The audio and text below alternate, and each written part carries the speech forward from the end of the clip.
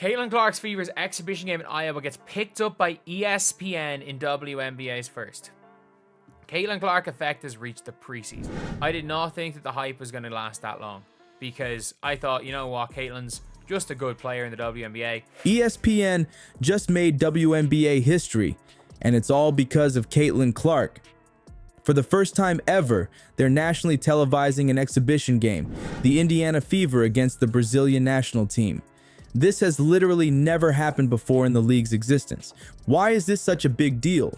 Because when Caitlin Clark plays, viewership explodes to 1.19 million viewers compared to just 394,000 for games without her. That's triple the audience. This isn't just about one player or one game. We're watching the entire landscape of women's basketball transform right before our eyes. Before we move on, I'd like to ask you a small favor. If you appreciate this content, please take a second to like this video and subscribe to the channel. Over 98% of you watch the videos without subscribing. It costs you nothing, but it makes a huge difference to us. So, did you click the subscribe button? Great, thank you so much. Now, back to the video. We know the Indiana Fever are playing against the Brazil national team to start the season, but then very quickly she went from being just another really good player to the literal best guard in the league by quite a lot. Did you know that in the entire history of the WNBA, not a single exhibition game has ever been nationally televised? Not one until now. ESPN just shocked everyone by announcing they'll broadcast the Indiana Fever's exhibition game against the Brazilian national team. This breaks a 27-year pattern of networks completely ignoring preseason games. But why now? Why this game? It's all about the numbers, and those numbers have names, specifically Caitlin Clark. The difference when she's on the court is staggering. Caitlin Clark's Fever's exhibition game in Iowa gets picked up by ESPN in WNBA's first.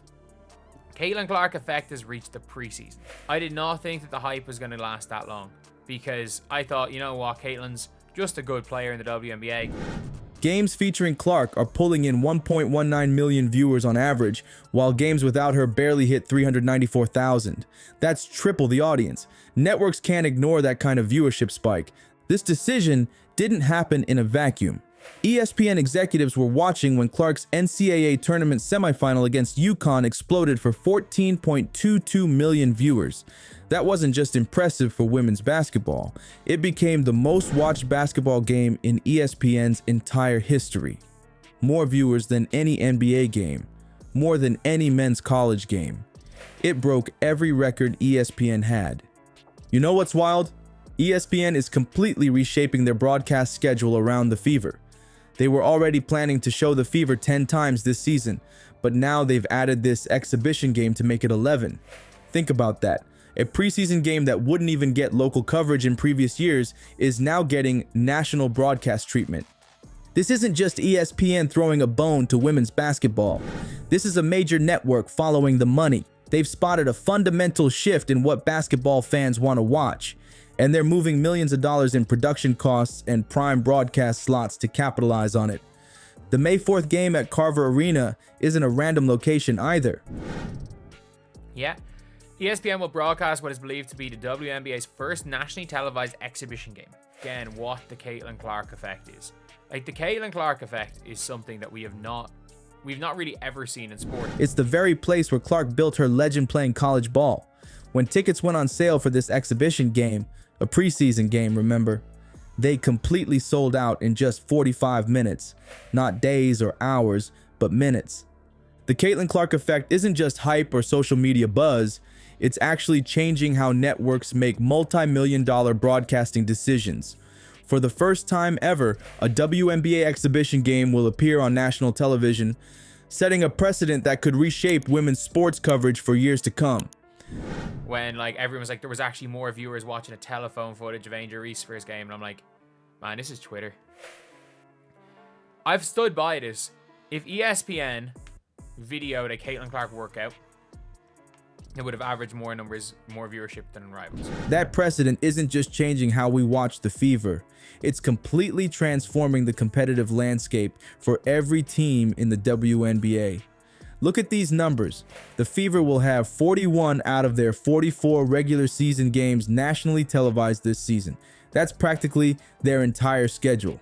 When has any WNBA team ever gotten that kind of coverage? Never. That's when. But here's where it gets really interesting. Every single team that faces Indiana is getting pulled into this spotlight too. The Chicago Sky is about to experience this firsthand when they face the Fever on May 17th for that season opener. It's a kind of big one. And it should be quite fun. Again, like the amount of viewership for this game might actually break the damn viewership record because it's a national team. Maybe not in America.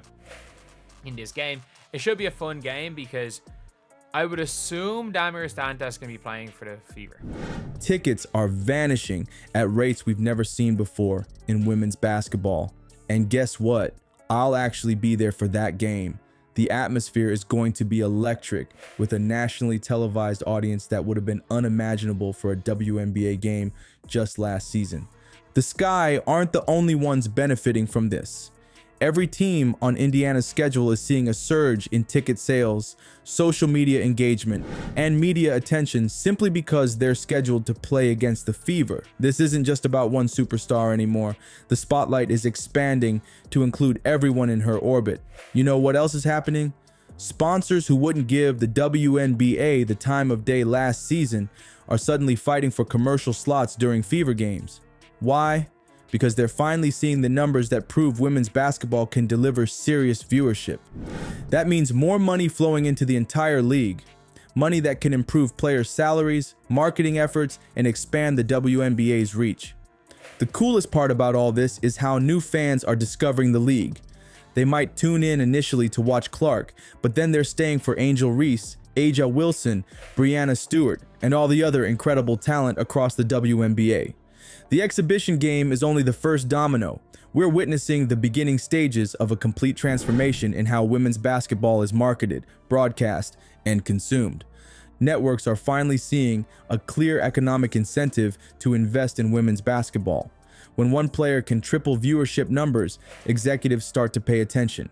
And once they start paying attention, they discover what dedicated WNBA fans have known all along. This league is packed with incredible athletes and compelling stories. So there you have it. History is literally being made before our eyes. This isn't just some minor scheduling change. It's a seismic shift in sports broadcasting.